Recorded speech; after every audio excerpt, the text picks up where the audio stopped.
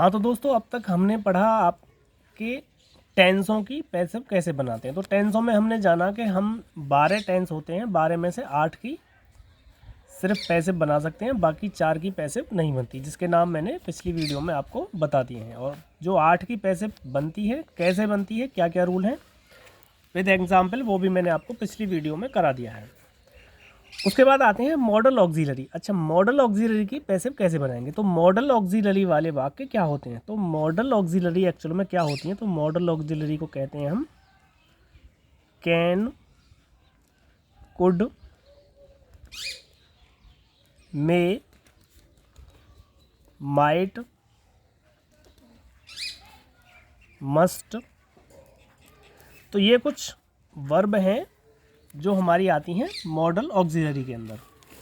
तो जब हमारा कोई भी वाक्य इन मॉडल ऑक्सिलरी या इन वर्ब के अंतर्गत आता हो तो उसकी हम पैसिव कैसे बनाएंगे। तो जैसे एग्जाम्पल लेते हैं,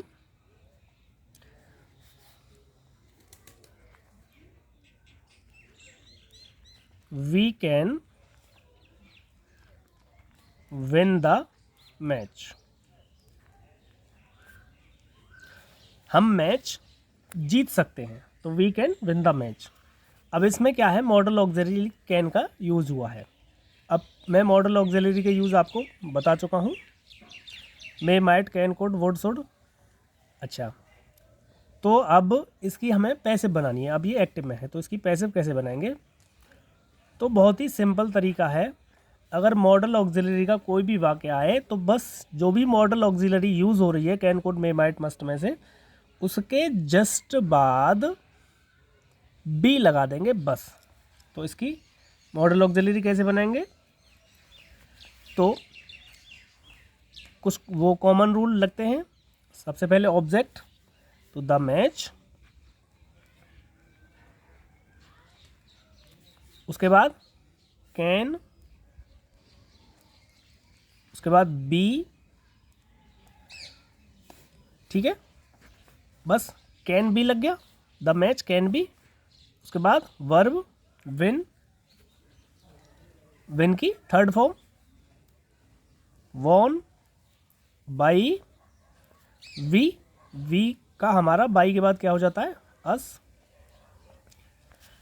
अच्छा, ऑब्जेक्ट को सब्जेक्ट की जगह पे लगाना, वर्ब की, मेन वर्ब की थर्ड फॉर्म लगाना, ये हमारे कॉमन रूल हैं। ये तो हमें हर पैसिव के अंदर यूज़ करना ही है। बाकी मॉडल ऑक्सिलरी के साथ क्या करना है, बस उसके बाद बी लगा देना है, बाकी हमारा पैसिव बन जाएगा। तो the match can be one by us. तो कैन वाला वाक्य आए तो बस उसके बाद बी लगा देते हैं। बाकी जो कॉमन रूल है वो लगाते हैं, ऑब्जेक्ट सब्जेक्ट की जगह पे, सब्जेक्ट ऑब्जेक्ट की जगह पे बाई के साथ, और वर्ब की थर्ड फॉर्म। ठीक है, ये तो हमारे कॉमन रूल है। एक और एग्जाम्पल देख लेते हैं। ये पहला एग्जाम्पल, दूसरा एग्जाम्पल देख लेते हैं। You must send A reply. You must send A reply, तुम्हें एक रिप्लाई अवश्य ही भेजना चाहिए। मैंने बताया था मस्ट का यूज अवश्य के लिए होता है, या ज़रूरी के मतलब जो प्रेशर दे के काम करवाया जाता है उसके लिए होता है। तो you must send A reply, तुम्हें एक रिप्लाई भेजना ही पड़ेगा या भेजना ही चाहिए। ठीक है, अब मस्ट का यूज हो रहा है, मॉडल ऑक्सिलरी आ रही है, तो कैसे बनाएंगे। सबसे पहले ऑब्जेक्ट ए रिप्लाई, अब इसकी पैसे बनाएंगे ए रिप्लाई, उसके बाद मस्ट, और जस्ट उसके बाद बी, बस बी लगा देना है मॉडल ऑक्सिलरी के आगे, मस्ट बी। उसके बाद वर्ब सेंड, सेंड की third form sent, must be sent by. उसके बाद सब्जेक्ट यू, बाई के बाद यू हमारा यू ही हो जाता है। तो a reply must be sent by you. समझ में आ गया। एक और एग्जांपल ले लेते हैं। Ravi could drive the car. Ravi could drive the car, Ravi car drive कर सकता है, रवि कार चला सकता था। तो अब इसको कैसे बनाएंगे, सबसे पहले object the car could be, बस बी लग गया बाद में। उसके बाद वर्ब की थर्ड फॉर्म ड्राइव की होती है driven, driven by subject Ravi. समझ में आ गया होगा, बहुत ही सिंपल है, बस कुछ नहीं करना, जो भी model auxiliary can could may might must में से जो भी आए उसके बाद बस बी लगा देना है।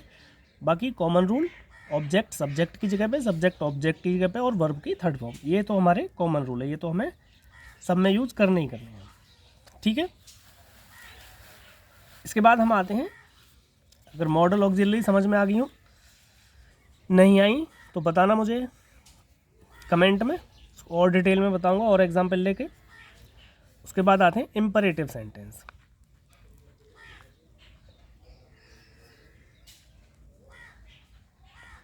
इम्परेटिव सेंटेंस मैं आपको पढ़ा चुका हूँ। इम्परेटिव सेंटेंस को कहते हिंदी में बोलते हैं आज्ञार्थक वाक्य। तो इम्परेटिव सेंटेंस की पैसिव कैसे बनाएंगे,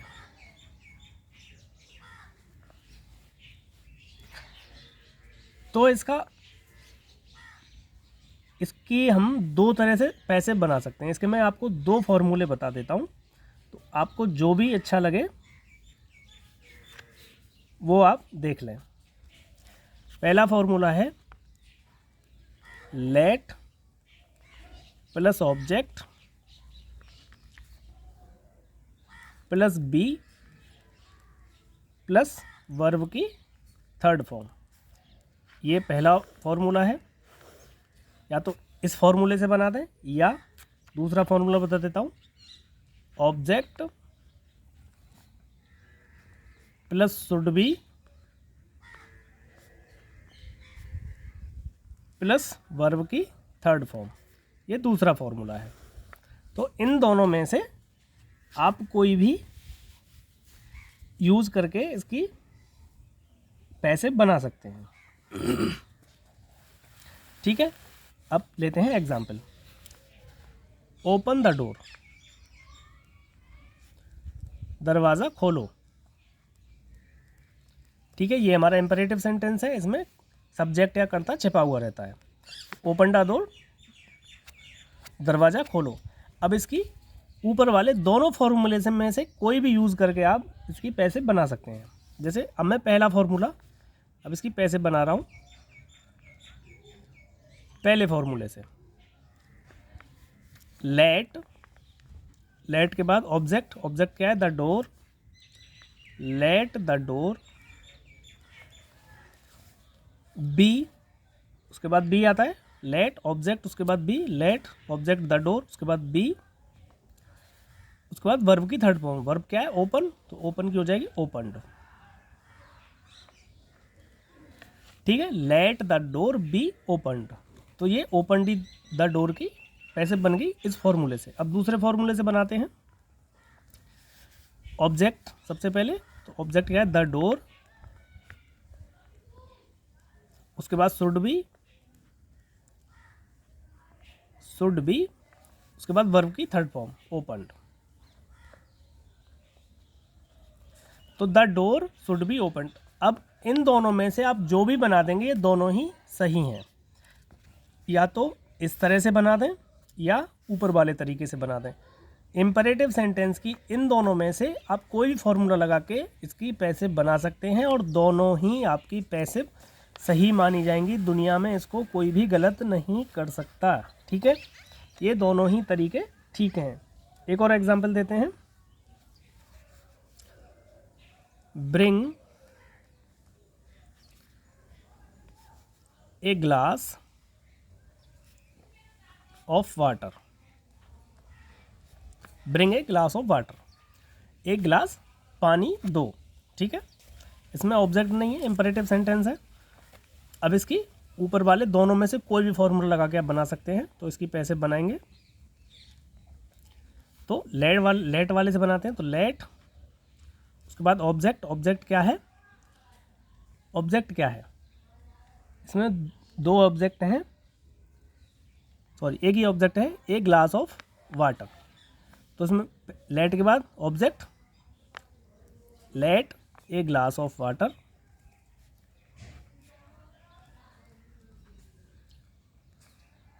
एक ग्लास ऑफ वाटर, उसके बाद बी और वर्ब की थर्ड फॉर्म ब्रिंग, ब्रिंग की थर्ड फॉर्म होती है हमारी ब्रॉट,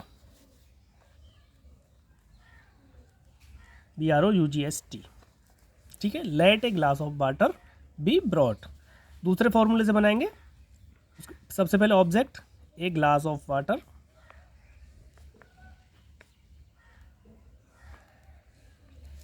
उसके बाद क्या था? शुड बी, उसके बाद वर्ब की थर्ड फॉर्म ब्रिंग, ब्रिंग की थर्ड फॉर्म ब्रॉट। ठीक है, तो दोनों में से आप कोई भी बना सकते हैं, दोनों ही अपनी जगह पे बिल्कुल ठीक हैं।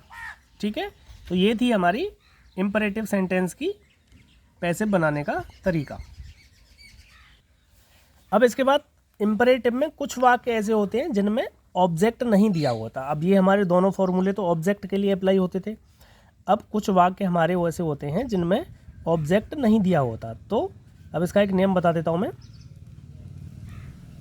ऑब्जेक्ट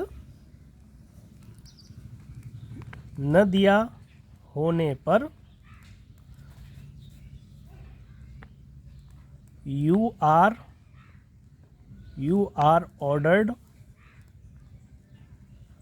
या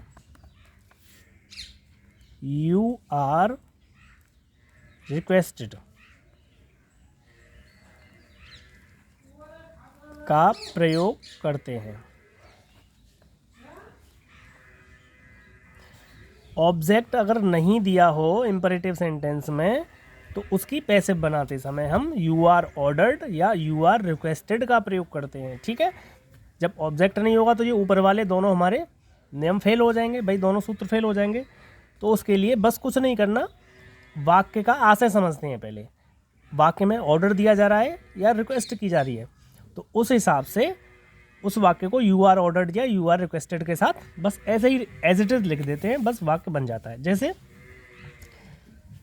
अब मैं एक एग्जांपल लेता हूं, सिट डाउन। ठीक है, सिट डाउन। अब इसमें क्या है, कोई ऑब्जेक्ट ही नहीं है भाई। सिट डाउन तो ये एक वर्ब हो गई, नीचे बैठो। अब इसको कैसे बनाएंगे?